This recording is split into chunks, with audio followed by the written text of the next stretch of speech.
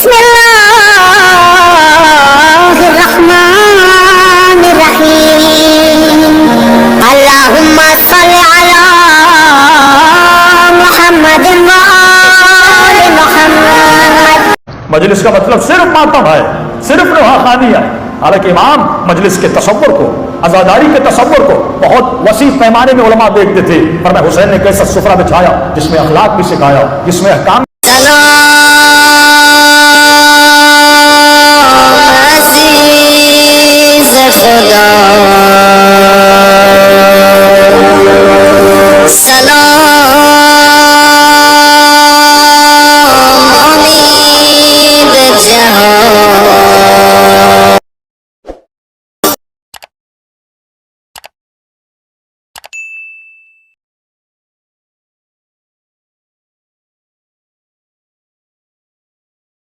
مجلس کا مطلب صرف ماتم ہے، صرف نواخوانی ہے، حالانکہ امام مجلس کے تصور کو، عزاداری کے تصور کو بہت وسیع پیمانے میں علماء دیکھتے تھے۔ فرمایا حسین نے کیسا سفرہ بچھایا جس میں اخلاق بھی سکھایا، جس میں احکام بھی سکھائے، جس میں عقائد بھی سکھائے کہ دیکھو عباس علمدار کا کردار ایک 3 دن کا پیاسا ہو اور شدت پیاس ہو اور بڑی جد و جہد کے بعد نہر پہ پہنچا بھی ہو اور اپنا آدھا وجود پانی میں ڈالا بھی ہو، پانی سامنے آئے لیکن پانی کو نہیں پی رہا۔ حسین بتا رہے ہیں یہ ہے میرا عباس،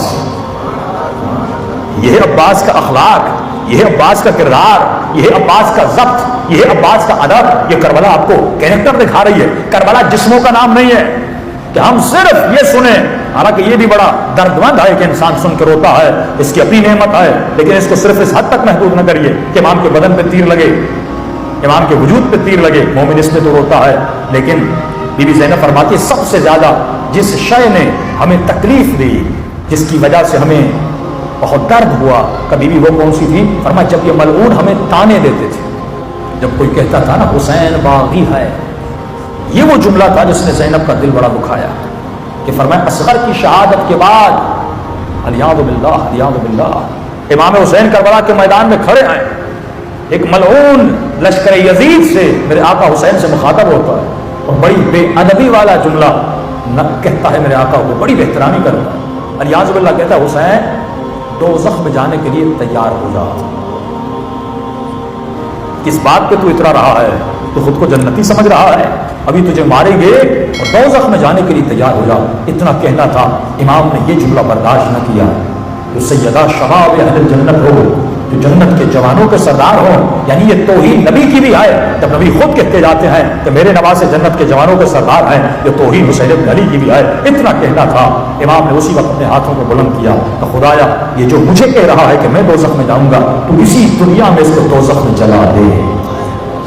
اتنا بس جملے زبان حسین ابن علی سے نکلنے تھے، ان جملوں کا نکلنا تھا۔ ایک مرتبہ جس گھوڑے پر یہ سوار تھا اس گھوڑے کے ذہن پر جنون طاری ہوا اور عجیب طریقے سے لشکر میں دوڑنے لگا، اتنا دوڑا، اتنی اس نے چھلانگیں ماری کہ ایک مرتبہ اس گھوڑے سے گرتا ہے، اس کا پاؤں اس کے زینے میں پھنس جاتا ہے، گھوڑا پوری کربلا کی زمین میں دوڑتا ہے، اس کا سر زمین کربلا سے ٹکراتا ہے، یہاں تک کہ جو خندق امام نے کھودی تھی جس میں آگ جل رہی تھی کہ تاکہ دشمن خندق کو دیکھ کر خیموں پہ حملہ نہ کرے، یہ گھوڑا اس خندق میں چھلانگ لگاتا ہے، یہاں تک کہ جس نے حسین کو کہا تھا اور حسین کی بہترامی کی تھی، اس گھوڑے نے بتایا دوزخی وہ ہوتا ہے جو اہل بیت کی بہترامی کرتا ہے، وہیں پہ چل کے راکھ ہو گیا۔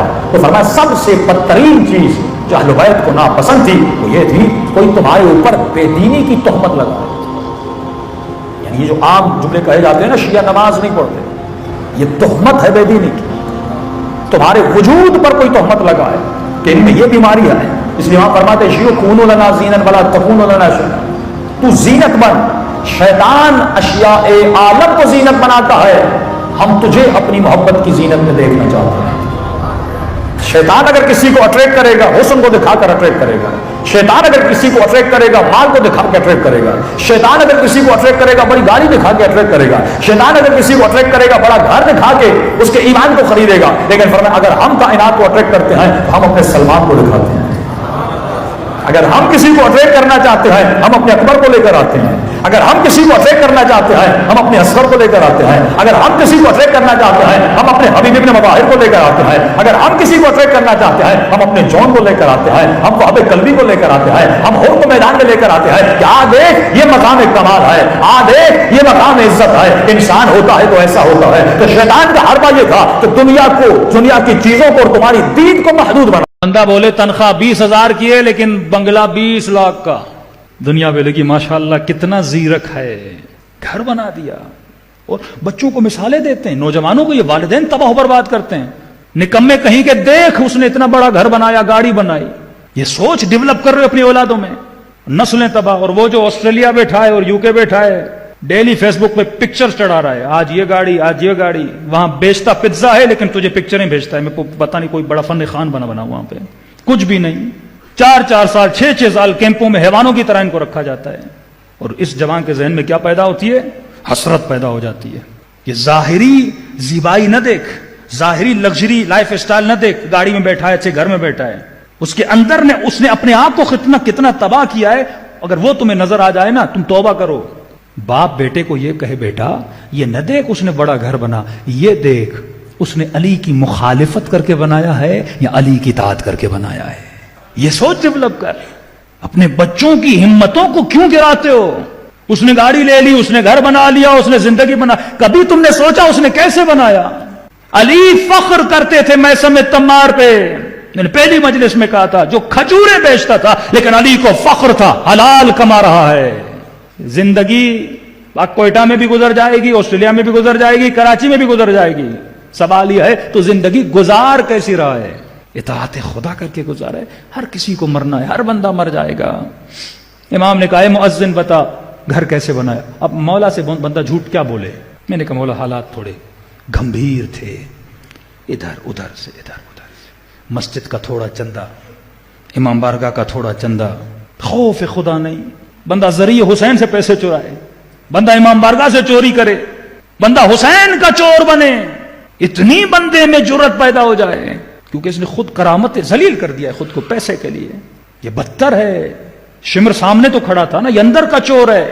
پھر کیا فرق ہے جس نے حسین کا کرتا چرایا اور تو حسین کی عزا سے چرا رہا ہے. كل ولي كالحجة ابن الحسن صلواتك عليه وعلى